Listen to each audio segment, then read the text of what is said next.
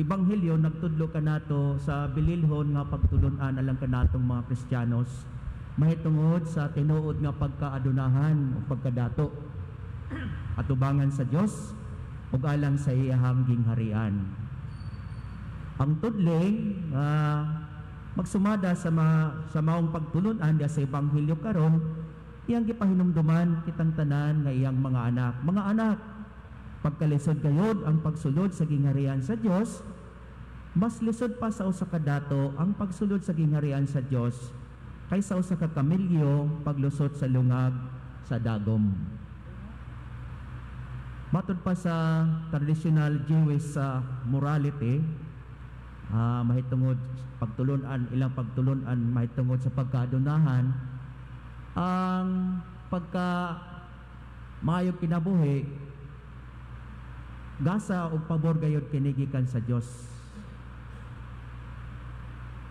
Ang pagka maayong kahimtang is God's favor and God's blessing. Ug mao kini ang nasunod po nato nga mga pagtulunan nga natong mga Kristiyano, no? Kung maayo ang imong kahimtang tungod sa imuhang pagtuo o pagsalig sa Dios, sa imong pagpaningkamot matag adlaw, bunga ni ining maong pagpaningkamot o pagsalig mao ang pagpuyo diha sa kaharuhay. Maayong pagpuyo. Mabita na nga atong gisumada kanunay kining maong pagtulunan diha sa tudling sa Ebanghelyo nga naa sa tao ang pagpaningkamot, no? Naapod sa Ginoo ang panalangin, no? Nasa tao ang gawa, nasa Dios ang awa, no? Hangtod karon wala mausab kining pagtulunan. Apan nanganong ang atong Ginoo mihatag og bag-o nga dugang nga pagtulunan mahitungod ni ining pagkaadunahan sa tao, mahitungod sa maayong kahimtang pagkadato, no? Atubangan kaniya o atubangan sa iyang gingharian.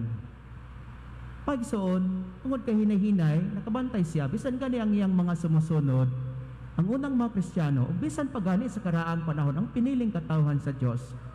Bisag mao kini ang atong nasabtan, nga ang karuhay sa kinabuhi gikan sa Diyos, apan doon na gayoy mga tao, nga makalimot nga kinigikan sa iya. Gani, doon ay mga tao, nga mohimo hinuon, ining maong mga bahandi, nga hulip kay sa Diyos. Nakita nato kini diya sa kasaysayan mahitungod sa paggiya ni Moises sa piniling katawhan sa Dios kadto sa iyotang saad, no? Gihatagan sila sa tanan sa Dios sa ilang mga panginahanglan. Apil na ang bahandi apan sa ilang gihimo, ilahinong gihimo ug gitunaw ang mga bulawan ug giporma nila nga baka ug kini mo ilang giluhod-luhuran ug gisimba. Ug nasuko pag-ayo ang Ginoo bahin niini. Ang asiyang kapanahunan, dili malilong nga sahay ang iyang mga sumusunod malihis. Diha sa ilahang kasing-kasing sa pagmahal sa bahandi, sa bulawan, kaysa Ginoo. Mga kining pagtulunan, tukma gihap, kung tukma kini, panahon sa atong Ginoo, mas tukma usab kini hangtod karon. Mga anak, pagkalisod gayod sa pagsulod sa gingharian sa Dios, mas lisod pa sa usa ka dato ang pagsulod sa gingharian sa Dios kaysa usa ka kamilyo paglusot sa lungag sa dagom. Ug nakapahimo kini sa mga pagtulunan sa mga tinunan ni Jesus sa pag-ingon nan kinsa ra man di ang maluwas. Sa panahon nato karon daghan man gayod ang nanginahanglan ug bahandi. Sa panahon nato karon daghan man gayod ang kabos. Panahon karon nagdaghan man gayud ang naglisod. Sa kinsa ra man di ay ang maluwas. Ug ipahinumdom alang kanatong tanan nga mga Kristiyano nga ang ganti sa gingharian sa Dios dili kini bunga sa tawhanong paningkamot.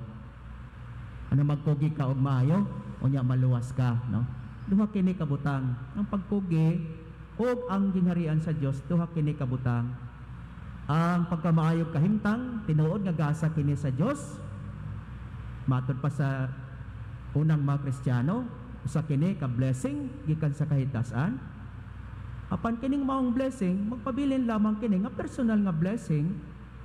Kung kining maong mga grasya dili nimo ibalik sa Ginoo, no? Kung dili nimo kini mapaambit ngadto sa uban, no?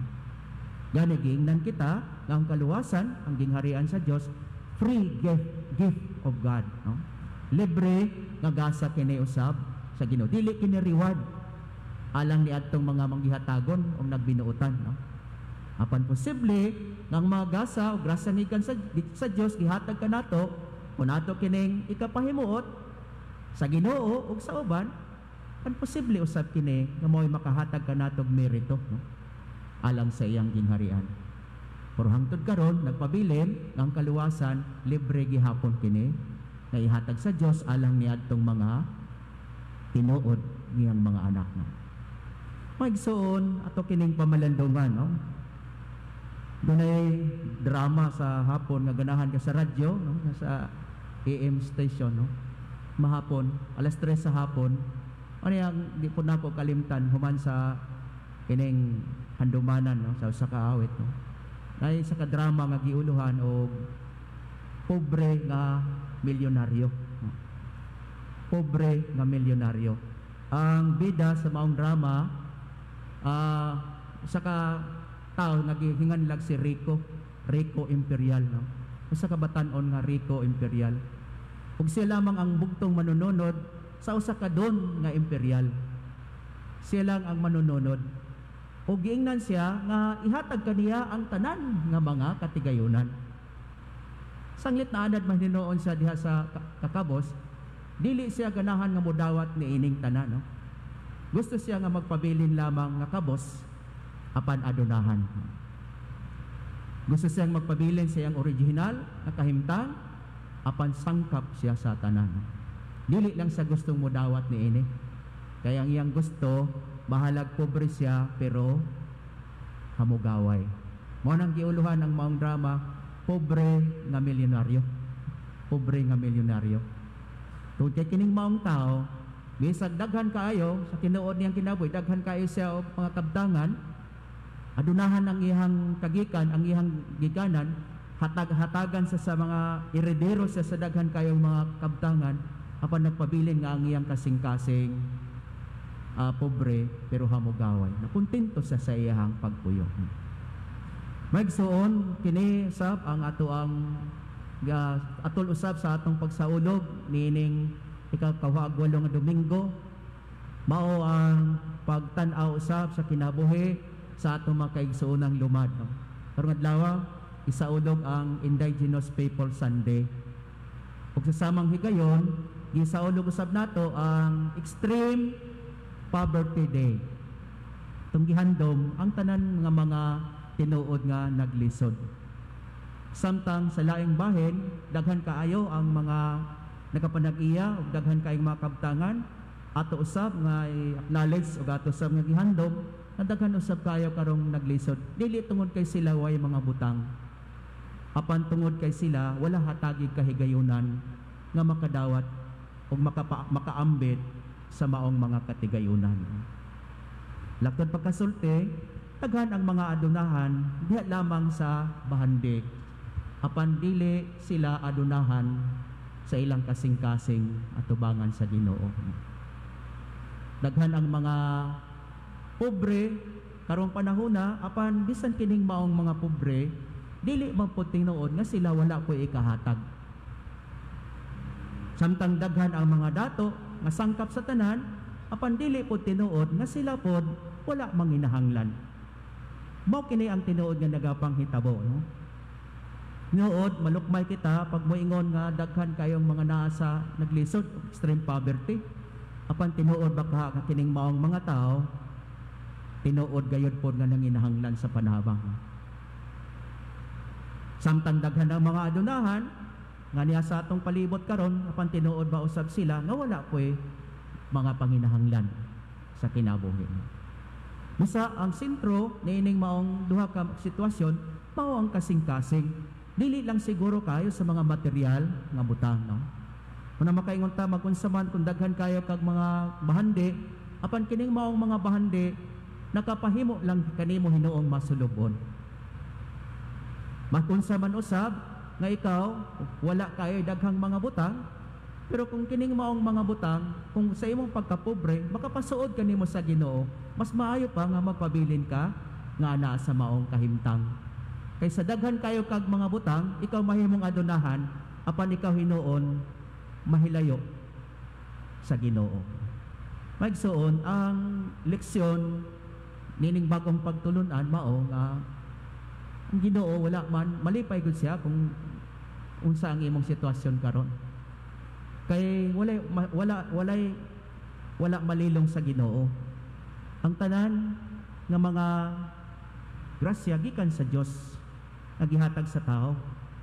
Panunsa ang imong kasing-kasing atubangan niining imong kahimtang karon. Nakapaduol ba kini kanimo sa Dios? Nakapasuod ba kini ngadto kaniya o sa imong mga minahal? O nakapahilayo ba hinuon kini ana kanimo ngadto kaniya? Sa ang question dili kung unsa ang kadaghan sa imong natigom, apan unsa ang imong kasing-kasing atubangan sa imong kahimtang karon.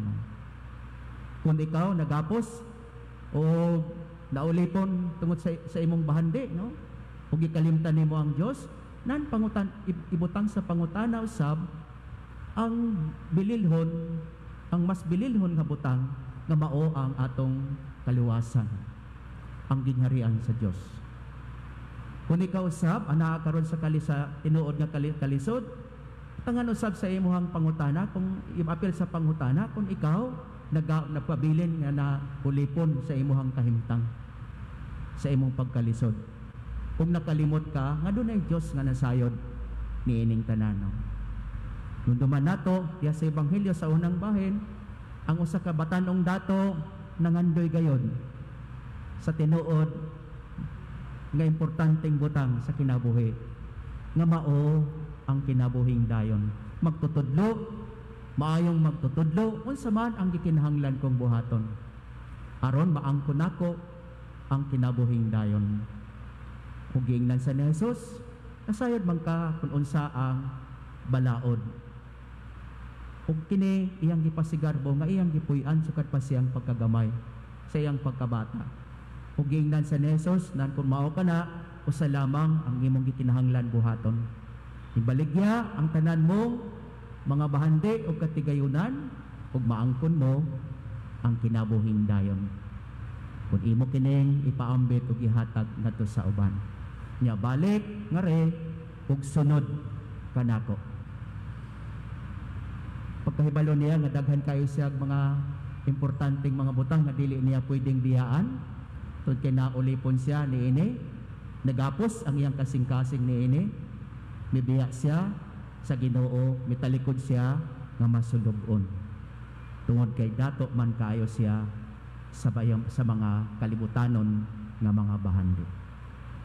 Maigsoon ang ebanghelyo karon pahinumdom ng tinuod nga bahandi dili lang diya sa salapit, dili lang sa bulawan ug sa imong naangkon nga mga katigulangan, apan ang tinuod nga bahandi nga tag-iya niining tanan mao ang Ginoo. Siya ang mas labaw kay niining tanan. Ta dili kay ta maghapos sa kalibutanon lamang nga mga bahandi, apan ang taga-puso nato ang ato ang kaugalingon, ug himuon nato nga atong kaugalingon nga maulipon sa Dios nga mo'y tag-iya niining tanan. Hinaot pa ang ta. Manindog kita ug ato karong ipadiyag ang atong pagtuo.